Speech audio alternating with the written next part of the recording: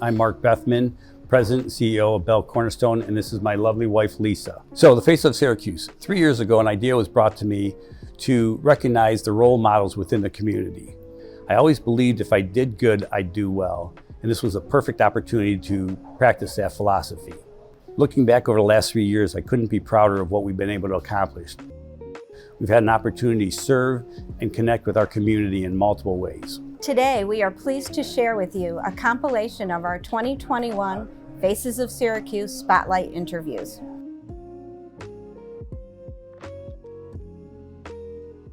Sometimes you don't want to deal with a certain person or a certain situation, but you have to do it anyway. And you have to, as I said earlier, put one foot in front of the other, and you have to just keep on going. I've learned a lot through different things in my life, whether it be loss or success. You just have to keep going.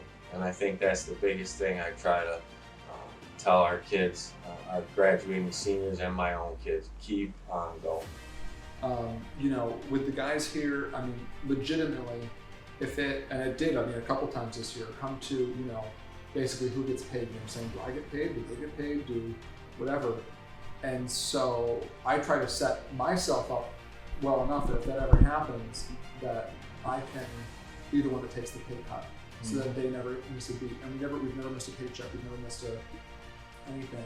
And I try to make sure that these guys know that I've got their back at all times. I told them again through COVID and all that, like, look at, whatever you guys need, let me know.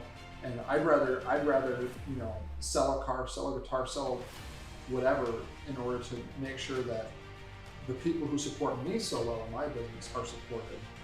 Both my mother and father worked together through the business. My mother ran the accounting side of the business, and she worked extremely hard at work and then came home every night and did paperwork. So I learned a lot of leadership skills from them, and then I fine-tuned it to put my own twist on it.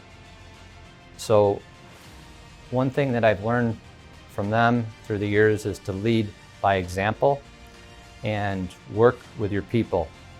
By working with your people, getting your hands dirty and being able to do what they're doing and talk to them about how to make changes and know what you're talking about means a lot to them. And when they come up to you at the end of a job and say, boy, it was great working with you on this job, it means a lot to me to hear that, because they know how much I really care about what they're doing and how we're all working together as a team to accomplish the same goal. And law school taught me another thing about work ethic. In law school, you quickly learn that to be successful in anything, you can't have an 8 to 5 mindset. Your mindset has to be, what are the problems? How do I solve them? And getting them solved, no matter how long it takes, even if that means that sometimes you're going to be working late into the night, or sometimes you're going to be getting up early. And I think as a team, you have a platform and you have an obligation to give back, because you're high profile, and it need not always be financially. Now the ring costs whatever it costs, but it's using your platform to do things that make your community better. We need help. We need to help our community, and we're all in it together. We're just one part of it. But without the support of this community, we would, again, be nothing. This foundation would not be in existence. But we all want to do our part, and we should do our part, and we all have the capability of doing something to make a difference. I think the number one motivator for me right now is probably the late night text messages that I get from, we're probably getting close to 250, 300 alumni that have played for me, in the relationships that you build with young men. When you're around them for 6 years of their life, 2 years recruitment, 4 years here.